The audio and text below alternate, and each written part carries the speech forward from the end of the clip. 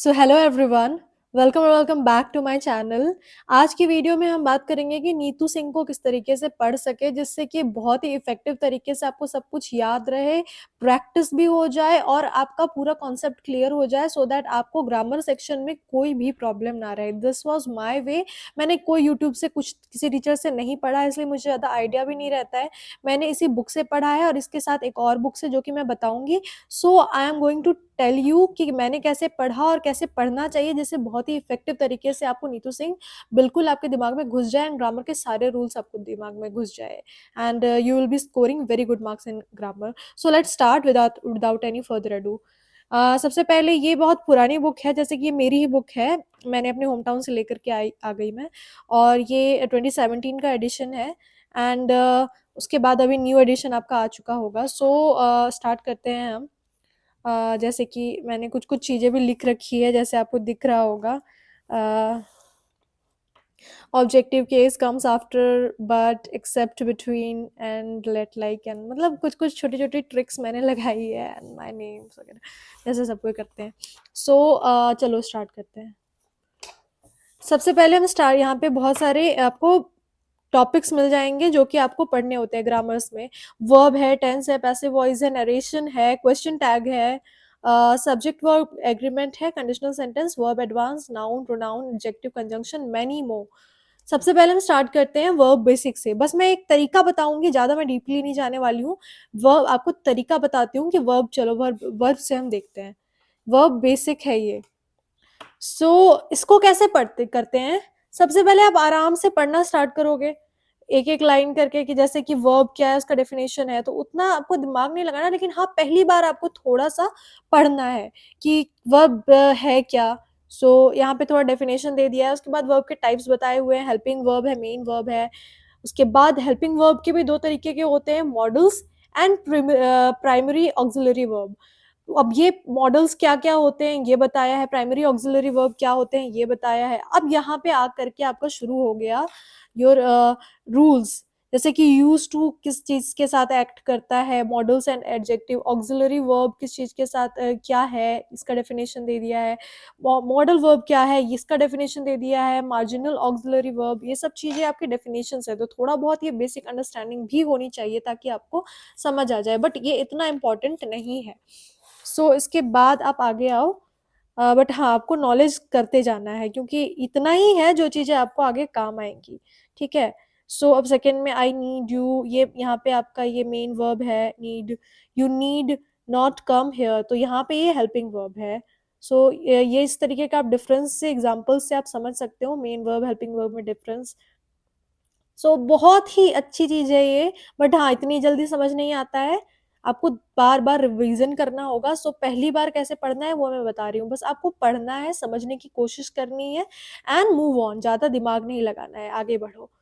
I can lift this book, ये है modal verb, modal auxiliary verb का एक एग्जांपल है। Are not used as main verb, they are only used as helping verb. यहाँ पे helping verb के तरीके से यूज किया हुआ है मॉडल ऑक्सिलरी वर्ब को, ये बताया हुआ है, समझे। और उसके बाद फिर वैसे ही कुछ कुछ एग्जांपल्स करके है बहुत सारी चीजें। अब यहाँ पे दिया है जैसे कि use of model auxiliary verb कहाँ कहाँ यूज करते हैं। Could denotes past ability, power और कैपेसिटी, पावर दिखता है इससे, कुड का यूज होता है। He could not come yesterday, example के साथ दिया हुआ है। तो आपको ये बस पढ़ते जाना है, समझे।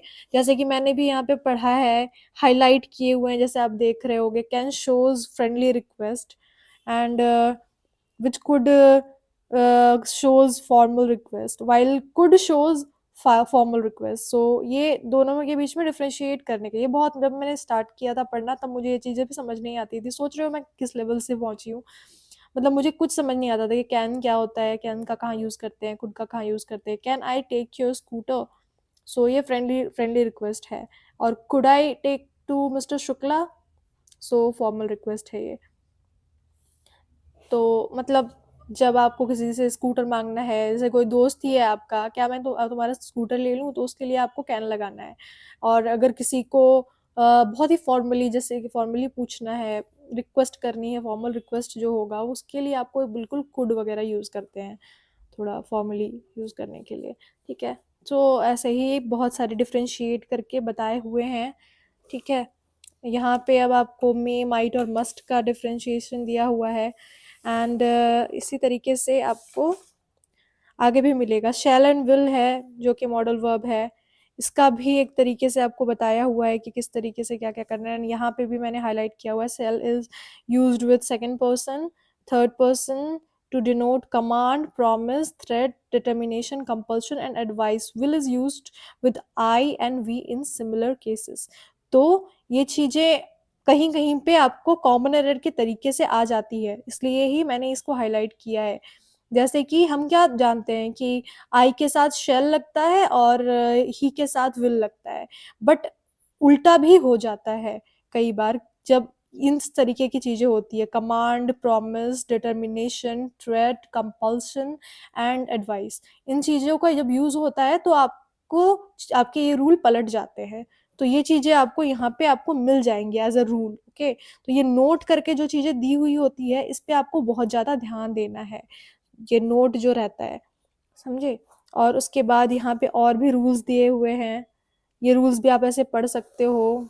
एंड मैनी मोर यहाँ पे और हाईलाइट किया हुआ है, would is use to express past habit, इस तरीके का भी आपको आ जाएगा। जैसे कि फिल इन द ब्लैंक्स ही आ गया तो आप यहाँ वहाँ पे आपको कंफ्यूजन हो सकती है कि वुड कैसे आ जाएगा। I would go to school by bus, मतलब वुड का भी यूज होता है, जैसे कि I use to go to school by bus होता है, तो वैसे वहाँ पे आप यूज टू के जगह पे वुड भी लगा सकते हो। So this can be use their. And और भी बहुत सारे रूल्स दिए हुए हैं, सो आप उन सारे रूल्स को अच्छे से पढ़ो, क्योंकि यही जो है यही समंदर है, और इसे ही पढ़ करके आपको जाना है एग्जाम में and you are going to rock, जैसे कि मैंने भी किया और बार बार इसी को पढ़ना है। मैंने पूरी स्ट्रैटेजी बता रखी है आपको, किस तरीके से इंग्लिश की स्ट्रैटेजी आप 2024 के लिए आप कर सकते हैं प्रीवियस वीडियो में। अब आपको मैं बता रही हूँ कि कैसे पढ़ना है नीतू सिंह को। और यहाँ पे वुड एक्सप्रेस अ विश, ये भी आप मैंने लिख रखा है, जैसे कि I wish India would become a developed country soon. तो ये भी एक बहुत रेयरली लोग जानते हैं, बट हाँ, कंपटीशन में we have to learn these rules. Lest can also take verb one but plural form even with singular subjects. Take care lest you fall.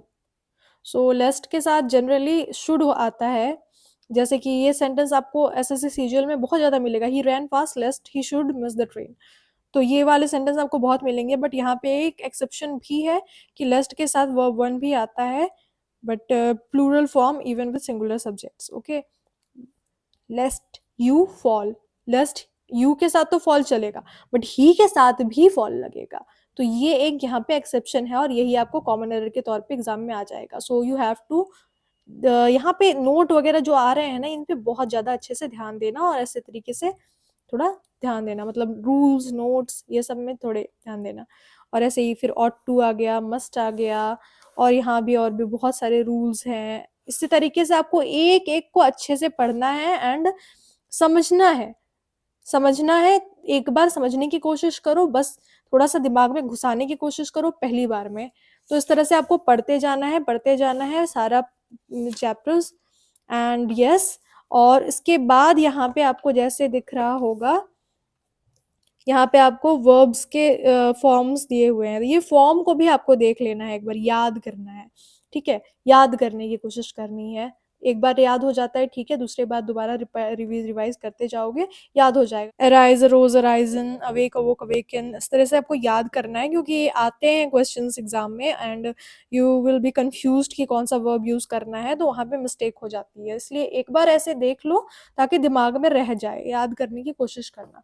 सो यहाँ पे और भी है, बियर, बोर, बॉर्न, दो तरीके के होते हैं, तो ये सब भी आपको थोड़ा पढ़ लेना है, एक बार दिमाग में अपने फिट कर लेना है चीज़ों को। सो ये वर्ब फॉर्म्स भी बहुत इंपॉर्टेंट होते हैं, इनको भी आपको याद करना है।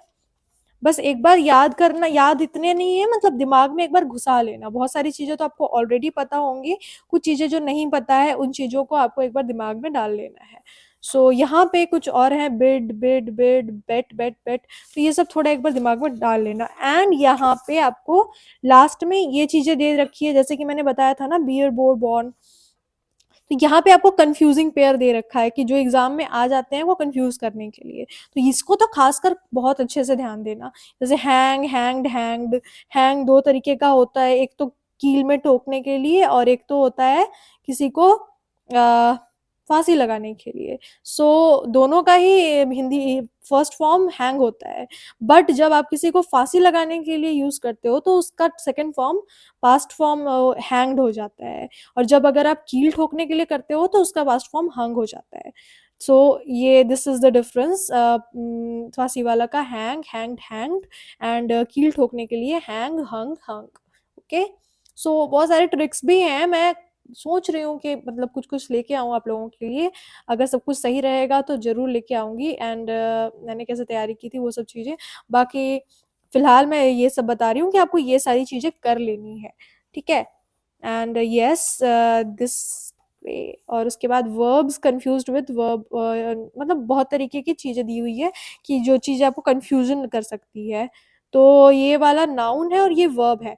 तो प्रैक्टिस को नाउन के लिए प्रैक्टिस सी होता है, और जब वर्ब के तौर पे आप यूज करोगे अभ्यास करना के लिए तो प्रैक्टिस एस ई हो जाता है। तो ये सारी चीजें आपके कॉमन एरर में आ सकती है, तो ये आप पढ़ लेंगे तो आपको ग्रामर के रूल्स काफी अच्छे से समझ आ जाएंगे। इसी तरीके से जो कि कंफ्यूजिंग है थोड़े, वो सारी पॉइंट्स दे रखे हैं। और इस तरीके से करते करते करते आपका ये पूरा कंप्लीट हो जाएगा। एंड उसके बाद फिर यहाँ पे थोड़ी प्रैक्टिस वाली चीजें दी हुई है, जो आपने पढ़ा उसका थोड़ा प्रैक्टिस आप कर सकते हैं, जो अभी रूल्स थे उस पे। उसके बाद यहाँ पे आ जाता है इसका प्रैक्टिस सेशन, प्रैक्टिस करवाते हैं यहाँ पे वो। तो स्पॉटिंग द एरर, तो ये कॉमन एरर दे रखा है इसी वर्ब बेसिक का, आपको कॉमन एरर दे रखा है। तो ये कॉमन एरर आपको खुद से करना है। करने के बाद आपको अगर आंसर चेक, पहले तो एक बार पूरा अटेम्प्ट करके देखना ये कितने हैं। 47 है, अभी शायद ज्यादा भी हो सकते हैं, मैंने नया वाला बुक नहीं देखा है। सो आप ये 47 कर सकते हैं खुद से। एंड इसके बाद आप यहाँ पे जाकर के अपने आंसर मैच कर सकते हैं। पहले मत देखना, आंसर मैच बाद में करना कि वन का क्या था, और उसके बाद उसकी एक्सप्लेनेशन भी दे रखी है, बहुत अच्छे से एक्सप्लेनेशन देते हैं उसमें। मुझे बहुत पसंद थी, मतलब मेरा यही गुरु रहा है ये बुक ही। सो ये मैंने इसी से अच्छे से किया। एंड इस तरीके से आपने क्या किया, फर्स्ट वर्ब का चैप्टर इस बुक से खत्म कर लिया। Now the second point will be, मैं आपको बताती हूँ इसके बाद आपको क्या करना है इसके बाद का। सो इसके बाद हम आते हैं अ mirror of common error book में, जो कि मैंने आपको बुक लिस्ट में बता रखा था अपनी स्ट्रैटेजी वाली वीडियो में। उसमें आपको क्या करना है, इसके बाद आपको वर्ब जो चैप्टर हमने पढ़ा वो इस बुक में देखना है कि कहाँ पे है। सो यहाँ पे पूरा चार्ट दे रखा है, वर्ब्स यहाँ पे 8th नंबर पे है, 64 to 77 पेज नंबर में। So now we will move to 64 page number, और हम यहाँ पे निकाल लेते हैं। यहाँ पे आपको बहुत ज्यादा दिया हुआ है, वैसे ही रूल्स जैसे वहां पे रूल्स दिए हुए थे यहाँ भी दिया हुआ है। बट आपको क्या करना है, यहाँ पे अगर आपको इच्छा हो रही है तो आप पढ़ सकते हैं, बट कोई जरूरत नहीं है ये रूल्स पढ़ने का। आपको डायरेक्ट यहाँ पे जंप करना है इसके प्रैक्टिस पार्ट पे। इसके प्रैक्टिस पार्ट में आपको जंप करना है, एंड प्रैक्टिस में आपको यहाँ पे दिया हुआ है प्रॉब्लम्स बेस्ड ऑन वर्ब्स, ठीक है। पूरे प्रॉब्लम्स आपको सारे दे रखे हैं। कितने क्वेश्चन है, 51 क्वेश्चंस यहाँ पे आपको टोटल दे रखे हैं। अब आपको ये सारे के सारे कॉमन एरर के क्वेश्चंस हैं, सारे आपको कॉमन एरर के क्वेश्चंस को अटेम्प्ट करना है। एक खुद से अपने एक बॉक्स बना लेना और उसमें सारे नंबर वगैरह 51 का कौन सा, ये करके ऐसे करके आपको एक पूरा अटेम्प्ट करना है खुद से। और अटेम्प्ट करने के बाद आपको फिर आपको आंसर मैच करना है यहाँ से। यहाँ पे सारे आंसर्स दे रखे हैं, कहीं कहीं पे मिस्टेक्स हो जो है इसमें थोड़ी बहुत, वो ध्यान देना। बाकी आपको पढ़ के समझ आ जाएगा कि कौन कहाँ पे मिस्टेक है क्या है। सो यहाँ पे आपको उसके बाद फिर आप यहाँ पे एक्सप्लेनेशंस भी देख सकते हैं कि कहाँ कहाँ पे एक्सप्लेनेशन क्या क्यों यूज़ किया गया, अगर कुछ मिस्टेक्स होती है तो ये बहुत अच्छे से एक्सप्लेन भी कर रहे हैं, जैसे कि नीतू सिंह में है वैसे ही। सो बहुत अच्छे से आप इस तरीके से अपनी पूरी की पूरी ग्रामर सेक्शन को कंप्लीट कर सकते हैं। First you have read from Neetu Singh grammar, Neetu Singh, and उसके बाद आपने उसकी जो प्रैक्टिस सेट्स थे उससे आपने प्रैक्टिस किया। Now you move to this book a mirror of common error, इसके आपने प्रैक्टिस सेट लगाए एंड योर मतलब आपका कॉन्सेप्ट इतने अच्छे से क्लियर हो जाएगा, उसके बाद फिर आपको कोई डाउट नहीं रह जाएगा इस ग्रामर के इस चैप्टर में। उसके बाद आपको क्या करना है, बस इस चैप्टर को रिपीट करना है। पहले तो आपको सेम तरीके से सारे के सारे चैप्टर्स कंप्लीट कर लेने हैं, और जब एक बार पूरा का पूरा सारा का सारा ग्रामर कंप्लीट हो चुका होगा, बस आपको सेम चीजें ही रिपीट करनी है। नीतू सिंह के आपको रूल्स पढ़ने हैं, जैसे मैंने कुछ कुछ पॉइंट्स हाईलाइट कर रखे हैं, वैसे ही आपने भी हाईलाइट कर देना है, हाईलाइटेड वाले ज्यादा पढ़ना। बाकी अपने सारे रूल्स अच्छे से बार बार आपको पढ़ते जाना है, और प्रैक्टिस जितनी ज्यादा करना है कर सकते हो करो, इस बुक से करो, उस बुक से करो। एंड आपको अगर कहीं और भी ऑनलाइन प्लेटफॉर्म से कहीं कहीं से आपको प्रैक्टिस के सेट्स मिल रहे हैं, लगा लो। सो मिसलिनियस लगाने शुरू करो, उसके बाद फिर सारे के सारे, जैसे वर्ब भी हो, टेंस भी हो, सब चीज सारी चीजें मिक्स हो, उस तरीके के आपको मिसलिनियस सेट्स लगाने हैं, एंड दिस वे आपका ग्रामर पोर्शन बहुत बहुत इंप्रूव हो जाएगा। बाकी ग्रामर में थोड़ा बहुत रोल कॉम्प्रिहेंशन का भी होता है, सो कॉम्प्रिहेंशन के लिए आपको रीडिंग करनी है। बाकी इतना आप ग्रामर के लिए इतने रूल्स अगर आप इस तरीके से पढ़ लेते हो, तो ऊपर ऊपर से आपका काम बहुत अच्छे से हो जाएगा। ऊपर ऊपर क्या, बहुत अच्छा ही हो जाता है ठीक ठाक। बाकी आप बहुत ज्यादा आप एडवांस लेवल के लिए तो फिर आपको अलग अलग बुक खरीदने पड़ेंगे, लेकिन एसएससी के लेवल का काम तो आपका हो जाएगा, बहुत अच्छे से हो जाएगा, believe me. So this is the way to read Neetu Singh, जिससे कि आपका बहुत अच्छे से ग्रामर पोर्शन क्लियर हो जाए। दैट वाज माय वे, जिससे मैंने किया है, और मैंने अपना ग्रामर इम्प्रूव किया खुद से, बिना किसी यूट्यूब के किसी भी टीचर, मैं बिल्कुल ठोक के बोल सकती हूँ, मैंने यूट्यूब के किसी भी टीचर का कोई भी वीडियो नहीं देखा है ग्रामर से रिलेटेड। एंड यही एक तरीका है जिससे कि मैंने बिल्कुल ग्रामर और अपनी इंग्लिश इंप्रूव की है। So that was my way of improving. अगर आपको भी ऐसे करना है सो आप कर सकते हैं। बाकी मैं इंग्लिश के लिए और भी कुछ चीज़ें लेकर के आऊँगी, जिससे कि आपको पूरा समझ आ जाए कि आपको वोकैब्स कैसे करना है, और कैसे-कैसे आप क्या कर सकते हो। ग्रामर के लिए भी मैं और कुछ-कुछ लाने की कोशिश करूँगी। So I will try my best. बाकी आज के लिए इतना था। आशा करती हूँ आप लोगों को ये वीडियो अच्छी लगी हो। अगर अच्छी लगी हो तो लोगों के साथ शेयर करो, सब्सक्राइब करो, लाइक करो, एंड ताकि मुझे भी मोटिवेशन मिले, क्योंकि मेरा मोटिवेशन यही है एक, आप लोगों का लाइक शेयर एंड सब्सक्राइब। तो मुझे भी मोटिवेट करते रहा करो, लोगों के साथ शेयर करो। सो और मैंने एक और भी यूट्यूब चैनल बनाया हुआ है, उसको भी जाकर के आप देख सकते हो, वहाँ पे मैं मेरी लाइफ को थोड़े पास से जान सकते हो आप। So yes, that was all for today's video. I will see you in the next video. Till then, bye bye.